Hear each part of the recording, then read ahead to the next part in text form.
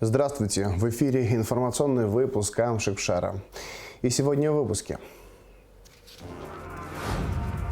В Гулрыбском районе близится к завершению работы по строительству мусорного полигона. Завершился совместный проект общественной организации «Милат Ресурсы» Сухумского государственного колледжа, в рамках которого у всех желающих была возможность бесплатно пройти курсы по профориентации. В Русском театре драмы прошел вечер памяти бывшего директора Международного фонда Фазиля Искандера Шазины Аграбан.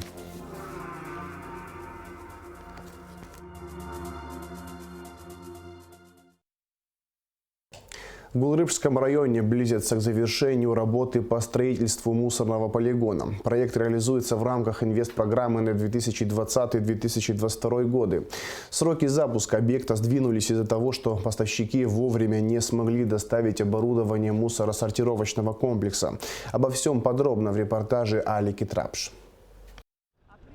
Строительство мусорного полигона и сортировочного центра в селе Кацыкыт Гулрыбского района было начато в рамках инвестпрограммы 2020-2022. На эти цели правительство выделило 36 гектаров земли. На первоначальном этапе построили котлован площадью 2,4 гектара. Чтобы исключить попадание загрязненных сточных вод в близлежащие водоемы, в основание котлована уложили подстилающий слой из песка, а затем еще один защитный слой. Новый полигон будет соответствовать современным требованиям. Здесь не будет специфического запаха и риска возгорания мусора. Помимо строительства мусорного полигона, проектом предусмотрен и мусоросортировочный комплекс. Оборудование своевременно доставить не удалось, и именно по этой причине полигон не был запущен в заявленные сроки. Поставщики вот этой линии, которую они сегодня ставят, сортировочная линия, вовремя не была поставлена, то есть поставщика не получилось его довести в то время, когда должен был он его завести. Они его завезли после Нового года, на сегодняшний день ведутся работы, и так как говорят специалисты, в конце где-то апреля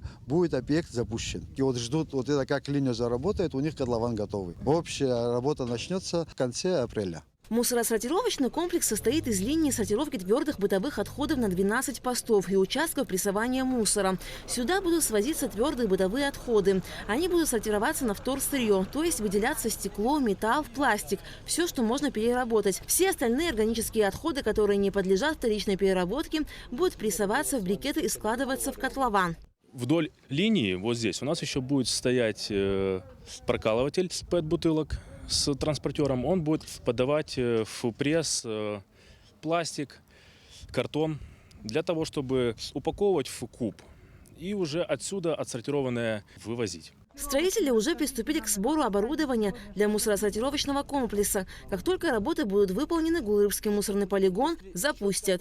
Сюда будут свозить мусор из Гулрыбша и Сухума. Мусорный котлован рассчитан на 5 лет. После того, как он заполнится, подготовят новый. Всего на полигоне запланировано 4 котлована. Кроме того, в Гулрыбском районе завершены работы по строительству моста через реку Малый Кудор. Летом в 2021 году во время ливневых дождей река вышла из берегов и смыла автомобильный мост. В результате 5 сел оказались оторваны от центральной трассы. На месте силами администрации района и жителей оперативно была установлена временная конструкция, которая позволяла проезжать машинам. В 2022 году при поддержке руководства страны был возведен новый мост. Строительные работы обошлись в 8 миллионов 600 тысяч рублей. Приезжал президент, смотрел, здесь собрались люди, обратились к нему, и он им пообещал, что этот мост будет сделан. В самом деле, на сегодняшний день этот мост сделанный по всем стандартам и по всем нормам, оно видно. И благодарят люди, население, что есть у них в самом деле такой мост. Омар Бганба также рассказал, что силами администрации района был сделан ямочный ремонт дороги, ведущей к мусорному полигону. Алика Трапш, Тимур Гугохия, Абхазское телевидение. Министр внутренних дел Вальтер Будба провел встречу с представителями отдела по делам молодежи и спорту администрации Ачимчирского района. При отделе создана инициативная группа «Голос молодежи», которая планирует провести акцию «Пристегнись, нас ждут дома». Подробности в репортаже пресс-службы МВД. Министр Вальтер Будба провел встречу с представителями отдела по делам молодежи и спорту администрации Чимчирского района. При отделе создана инициативная группа «Голос молодежи», которая планирует провести акцию «Пристегнись, нас ждут дома». В рамках мероприятия молодые люди планируют наклеивать на автомобили граждан, поддерживающих движение, постеры с надписью, аналогичной названию акции. В этой связи молодые люди обратились за помощью в оказании содействия к руководству. Допустим, останавливают машину. Опять-таки мы информируем о проведении данной акции, спрашиваем опять-таки согласие водителя приклеить данный стикер на его машину, и тем самым водитель подтверждает, что он поддерживает данную акцию. Проблема ДТП весьма остро стоит перед нашим обществом, подчеркнул министр внутренних дел Вальтер Будба. Он отметил, что весьма отрадно видеть такую заинтересованность молодежи в данном важном и актуальном для всех нас вопросе, пообещав всяческую поддержку молодежному движению. Нам ваша инициатива нравится, мы ее целиком поддерживаем. Все зависящее от нас мы сделаем для того, чтобы ее реализовать. Я убежден, что мы не ограничимся никаким районом, мы сделаем данную акцию на всю республику. Убежден, что именно через вас, через молодых, мы достучимся до всех автолюбителей. Если мы заставим тех, кто до этого не делал, пристегнуться ремнями безопасности автолюбителей, то мы сохраним очень много с вами жизней. Во встрече участвовали заместитель министра внутренних дел Беслан Чкадуа и помощник министра Батал Агарба, на которого возложена дальнейшая реализация инициативы о чимчирской молодежи. Возбуждены уголовные дела по фактам незаконного приобретения, хранения, перевозки наркотических средств в крупном размере. А двое водителей привлечены к административной ответственности за создание аварийной ситуации и умышленное повреждение дорог. Далее в нашем выпуске оперативная сводка. Жителю Краснодарского края Российской Федерации Минасян Артуру Андрониковичу 1991 года рождения вменяются незаконные приобретения, хранение, перевозка наркотических средств, а также незаконный ввоз на территорию Абхазии наркотических средств в крупном размере. Мужчина был задержан в результате реализации оперативной информации сотрудниками уголовного розыска УВД по Гагарскому району после пересечения зоны таможенного контроля КПП ПСО. В ходе его личного досмотра обнаружен и изъят сильнодействующий наркотик мефедрон, что установлено экспертами экспертно-криминалистического центра МВД Республики Абхазия в результате проведенного исследования.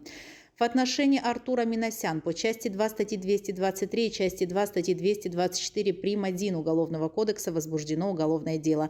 Последний решением суда Гагарского района заключен под стражу сроком на 2 месяца. У жителя столицы Гулордава Стамура Дауровича 1990 года рождения изъято наркотическое средство мефедрон, что установлено в результате исследований экспертами экспертно-криминалистического центра МВД Республики Абхазия. Астамур Гулордава задержан в результате реализации оперативной информации сотрудниками уголовного розыска 1-го отдела милиции УВД по городу Сухум по факту незаконного приобретения, хранения, перевозки наркотических средств в отношении гражданина Гулордава органом предварительного расследования столичного УВД по части 1 статьи 223 Уголовного кодекса возбуждено уголовное дело. В отношении задержанного решается вопрос об избрании меры пресечения. Двое водителей, нарушающих общественный порядок в городе Гагра, привлечены к ответственности. Етумян Артур Робертович 1997 года рождения и Аристов Антон Михайлович 1995 года рождения, управляя автотранспортными средствами, имитировали дрифт в центре Гагры напротив памятника Ардзенба. В отношении вышеназванных граждан за умышленное повреждение дорог, дорожных сооружений, равно созданию аварийной ситуации составлены административные протоколы в соответствии с частью 1 статьей 133 КоАП Республики Абхазия. Автомобили поставлены на служебную стоянку Гагарского РУВД. Взыскание за данное правонарушение предусматривает штраф в размере до 9 тысяч рублей. Судебное заседание по делу об убийстве в здании МВД Анзора Тарба, подозреваемого в соучастии в похищении Омара Мирсхулава, перенесено. Напомним, что в ноябре прошлого года Верховный суд Абхазии направил дело на новое судебное разбирательство. В ходе состоявшегося в Сухумском городском суде заседания сторона потерпевших ходатайствовала о привлечении к делу адвоката Владимира Марияна в качестве защитника потерпевшей Миланы Тарба, дочери убитого. Суд в лице Хасая Белой Константиновны удовлетворил ходатайство, и разбирательство было перенесено в связи с необходимостью нового участника процесса ознакомиться с материалами дела. В республиканской больнице закупили оборудование для лаборатории женской консультации на сумму 1 миллион 113 тысяч рублей. Кроме того, администрация республиканской больницы приобрела 7 бинокулярных электронных микроскопов. Ими оснастили все 3 блока лаборатории медучреждения. Вспомогательным оборудованием обеспечена и женская консультация. Завершился совместный проект общественной организации «Амилат Ресурс» и Сухумского государственного колледжа, в рамках которого у всех желающих была возможность бесплатно пройти курсы по профориентации в различных сферах. В завершении обучающего курса состоялась церемония награждения участников проекта. Репортаж Гугуцы Вардани. Марика Пачули – ученица 9 класса Сухумского государственного лицея. Это как раз то время, когда молодые люди пытаются определиться с выбором будущей профессии. Сегодня Марика уже точно знает, что станет специалистом в сфере IT-технологий. Ведь в руках первый сертификат об освоении теоретической и практической программы по веб-разработке. На этих занятиях нас научили, как создавать сайты и многому другому. Я прошла сегодня, и то, что нам вручили эти сертификаты, думаю, они мне очень помогут в дальнейшей жизни. И думаю, что поступлю на веб-разработку. Вместе с Марикой курсы прошли ее одноклассники и друзья из лицея. Это стало возможно благодаря совместному проекту общественной организации «Амилат Ресурс» и Сухумского государственного колледжа, а также поддержке специалистов в различных сферах. Молодые люди совершенно бесплатно прошли курсы по энергетике, туризму, ландшафтному дизайну и IT-технологиям. Елизавета Франкопула преподает в Сухумском государственном колледже черчение и информатику и привила любовь к своему предмету многим учащимся. Она предложила своим ученикам поучаствовать в проекте, и они охотно согласились.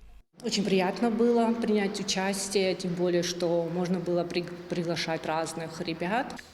И вот учащиеся лицея-интерната в том числе приняли участие. А так и любой человек мог принимать участие. Это такие курсы, где требуется творчество, требуется интерес. И, естественно, ребятам, когда нравится, они себя всегда проявляют хорошо. Им это интересно, и они хотят продолжения. В завершении проекта каждый получил сертификат о прохождении теоретической и практической программы в той сфере, которую выбрал. Руководитель общественной организации «Амилат Ресурс» Цизагумба отметила, что такие образовательные программы очень важны, так как страна нуждается в специалистах среднего звена. У меня есть такое ощущение, что каждый из ваших наставников оставил частицу своей души с вами. И после нашего завершения проекта вы все равно будете продолжать общаться, переписываться, интересоваться. И это будет то, что является тем, что, значит, они заронили в ваших сердцах, в ваших душах частицу тепла, знаний, умений. Курсы длились 2 месяца. В завершении церемонии награждения специалистов, которые поддержали программу, ждал сюрприз. Для всех преподавателей проекта организован 3-дневный тур в Турцию. Гугуца Вардани, Раму Камки, Абхазское телевидение. В Русском театре драмы прошел вечер памяти бывшего директора Международного фонда Фазиля Искандера Шазины Агрба, которая ушла из жизни 31 января 2022 года на 64-м году жизни. На вечере был показан документальный фильм режиссера Ибрагима Чкадова, посвященный Шазине Агрба. Подробности в репортаже С. Магуланзе. В творческой атмосфере арт-фойе в кругу родных и друзей прошел вечер памяти Шазины Агрба.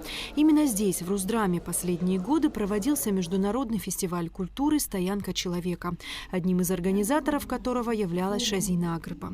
В рамках фестиваля было реализовано множество проектов – выставки, кинопоказы, театральные постановки, конкурсы, конференции и круглые столы. Когда умирает такой человек, как Шазина, память о ней должна тоже быть облечена в какую-то художественную форму.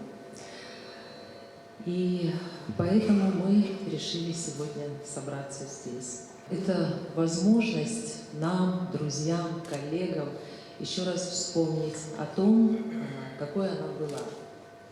Даже не хочется говорить об этом в прошедшем времени, но, к сожалению, жизнь все расставляет иначе. Нам очень хочется, чтобы память о ней была светлой, чтобы дела ее продолжались, они были живы. Шазина Агрба всегда принимала активное участие в общественной и культурной жизни Абхазии. С 2000 года являлась владелицей Московской галереи искусств, где не раз были представлены работы абхазских художников. Сложно переоценить ее вклады в сохранение наследия великого Искандера. Являясь руководителем Фонда культуры писателя, Шазина Агрба была искренне предана любимому делу и, как никто другой, умела увлечь своими творческими идеями и замыслами. Какое-то теплое чувство, что ли, вот ощущение, связанное с ней, оно никуда не делось. Оно в том числе и в стенах этого театра, потому что Шазина, мне кажется, очень нас любила. Я, по крайней мере, это чувствовал и ощущал. И она очень много сделала для того, чтобы этот театр носил сегодня имя Фазилия Искандера. А для нас это, как вы понимаете, чрезвычайно важно. Это попросту определило нашу и художественную политику, и, в принципе, траекторию развития нашего театра. Это то, что нас делает такими, какие мы сегодня есть. У всех людей есть свои имена и фамилии, национальность и возраст. Имена часто разделяют много разных людей, но есть имена, обладатели которых делают их нарицательными. Яркие грани личности нашли отражение в документальном фильме Ибрагима Чкадуа, объединившем воспоминания родных, друзей и коллег Шазины Агрба. После просмотра фильма теплые слова прозвучали и от гостей вечера. Я был свободный и начал крутиться около Искандера, и вот так лет 27 прокрутился. А потом случилась одна тяжелая для меня вещь. Я женился. И дети появились, и пришлось уже потихоньку отходить от Искандеров. И тут как раз появилась замечательная Шазина и ее дочка Нина. Да? И надо сказать, что за короткое время они столько сделали для него. И в холодной Москве, и где-то там вдали от Абхазии, но она всегда была здесь. Она всегда была с нами. Эти корни были, они ее держали, они ей помогали, они ее питали. Она об этом говорила всегда и не забывала никогда. И еще я хочу сказать, что в ней было вот это удивительное сочетание женщины, бизнес, не хочу говорить бизнесменши, но женщины дела, да, деловой женщины и матери. Как-то вот это все у нее, я поняла, что она гармоничная. И очень жаль, что ее нет уже с нами. Тонкая и интеллигентная, вместе с тем сильная и энергичная, безгранично преданная своему делу, любящая мама и бабушка. Все это о Шазине Агрба. Я тоже люблю Бобу. И я всегда, когда я просыпаюсь, я всегда иду к маме и говорю: мама, а где Боба? А она говорит: ее нету. Я очень хочу, чтобы Бобочка со мной была всегда. Шазина Агрба навсегда останется в памяти яркой представительницей абхазского народа, творческой личностью, всей душой любящей свою родину. Эсма Гуланзе, Даур Инапшпа, Алексея Гухава, Абхазское телевидение. Комиссия по государственной премии имени Дедзария в области науки объявляет конкурс на соискание премии. На конкурс могут выдвигаться как фундаментальные научные труды, так и оригинальные учебники для вузов, основанные на теоретических исследованиях авторов. Работы принимаются с 1 февраля по 1 мая 2023 года. Справки по телефонам 728 03 44 226 77 13. И в завершении выпуска расскажем о погоде. По сообщению Гидрометцентра, во вторник, 31 января, на территории Абхазии не ожидается осадков. Температура воздуха ночью 0,5, днем 8-13 градусов тепла. Температура морской воды плюс 10 градусов.